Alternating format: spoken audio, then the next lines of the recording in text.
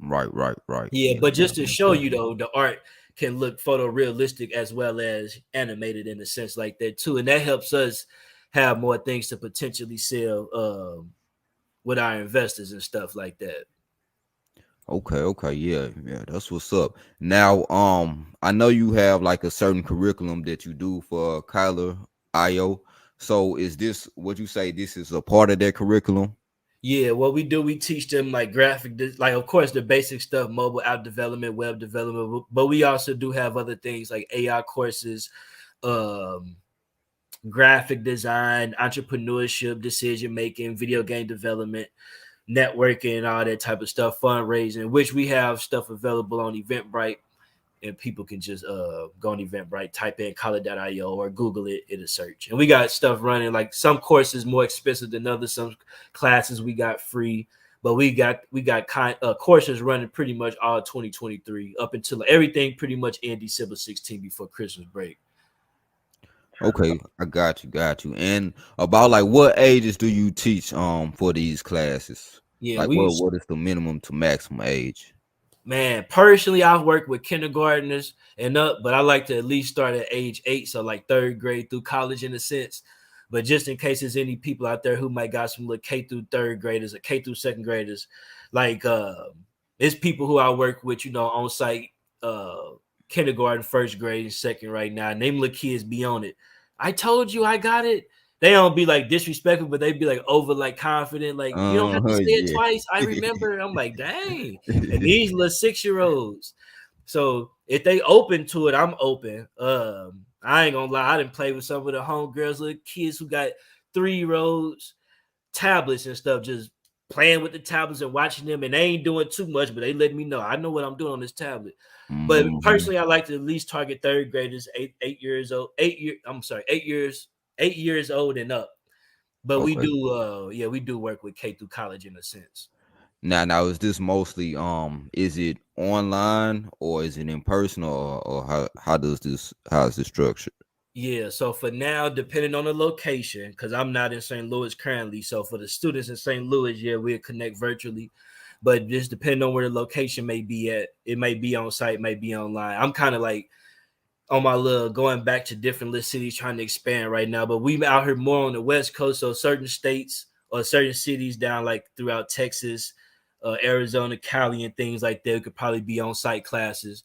But for St. Louis, I would say more so virtual right now. This summer, I might come back later, like around July, to do some things with Ferguson Florissant School District. Hazelwood just reached out to. I talked to someone from Hazelwood earlier today about potentially making like a scholarship out for some of the students.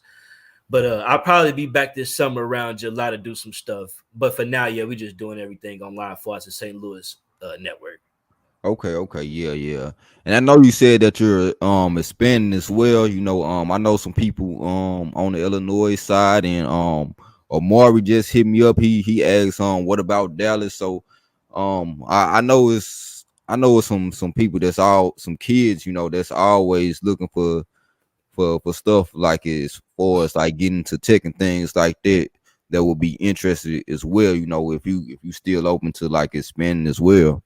Oh yeah, for sure. Tell your people too, like the my team I'm connected with down there, like Fred Ricky Ross and his team, they more like I think like Tyler, Texas a little bit. So that's kind of like one place like that we connected with Tyler, Texas. But I actually don't have no partners in he said in Dallas. Yup, in Dallas. Yeah, I'll have to get. Yeah, I'm open to branch out. So like, if he knows some people out there, I'm always open to connect with any little local, organizations out there because we always trying to expand. We want to teach as many of these students as possible. So for Right. sure, Right. Yeah, most definitely, most yeah, definitely. I'm glad your people watching in too, man. Make me feel good. I can answer some stuff because I know I just be talking and saying so much information, but I'm glad they really liking it.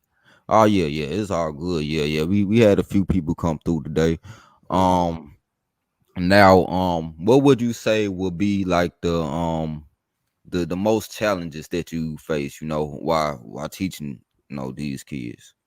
Man, probably not having enough time to connect with all of them because you when you depend like me personally, I like to work with one or two, maybe four students at a time to make sure they can all get an equal amount of time in learning because everybody want their time with me and I want my time with them. But when I'm hosting like a class with like, say like 20 students at the max, sometimes I've hosted classes, 50, 60 students, depending if we doing something like at a college or something like that. So that's like, I would say that's like the main thing, really, like not having time to connect with all of them.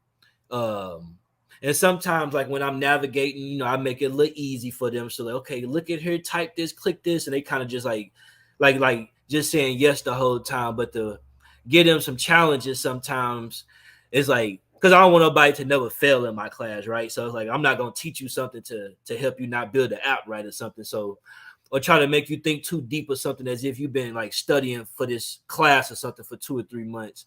So that'd be like the challenge too, really just having so many students to teach, but then not having enough time to connect with all of them. And then what I'm trying to do too, which is easy because I can just train people and they can go teach them. But sometimes like people, like if Jared not teaching me or Jared not talking to me, I'm not gonna really get it, or I ain't gonna be like him.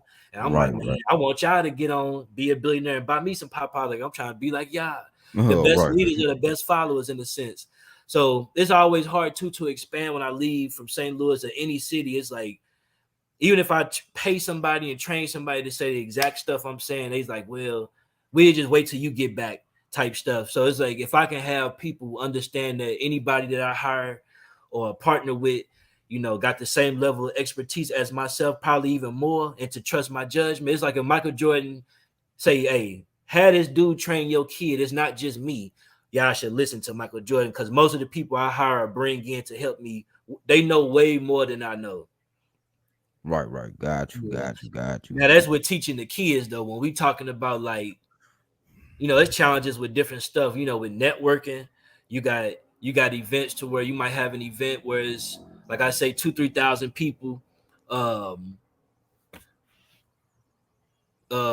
you have to decide like, okay, you can only connect with so many people type stuff. So, it's challenges in any situation. But for me personally, with the kids and teaching, I would say probably like having a time with them and then having that personal connection. When I leave, sometimes some of my students curse me out. They be pissed. And it's like, oh man, yeah, the young ones get it, like the little third graders and all that. But like with the ones that's like that 14 through 17, they be mad. Not all of them, but the ones that do, like, man, we thought you was down with us. We thought you weren't gonna never leave us. Now these white folks calling you with a check, you just finna leave us. Like, they be pissed. And these be the ones that sometimes I have it'd be difficult to connect with them at first. But then once I get that relationship with them, it's like the one that you would think the baddest kids in the whole school, picking up trash, bowing down, saying thank you for your time, giving big respect. So it really be the ones that got some crazy environments at home that be having that connection. So like, because you'll be thinking like, oh, okay, I'm finna come in y'all life. Oh, they called me in New York with 10 G's. Okay, I'll see y'all in a couple months.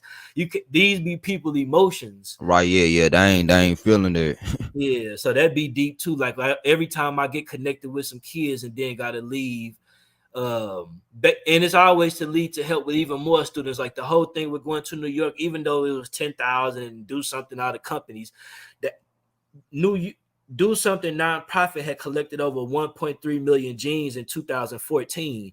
Out of all the nonprofits, they had collected the most jeans for homeless teens. Now I ain't gonna say the most food of all the nonprofits in any New York borough.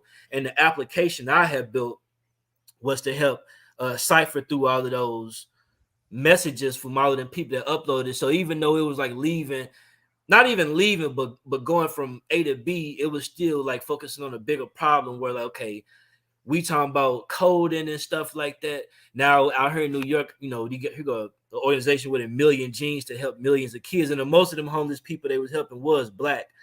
So it'd be so many people to help, and I'm only one person, so it's like, right. Yeah, that's most definitely understandable. You got to be able to move around, and then sometimes people don't really realize that. And you're gonna have people that, especially the kids, if they get mostly connected, they gonna feel some type of way about it, so I can imagine, that's kind of hard to deal with in a way. Yeah, for real.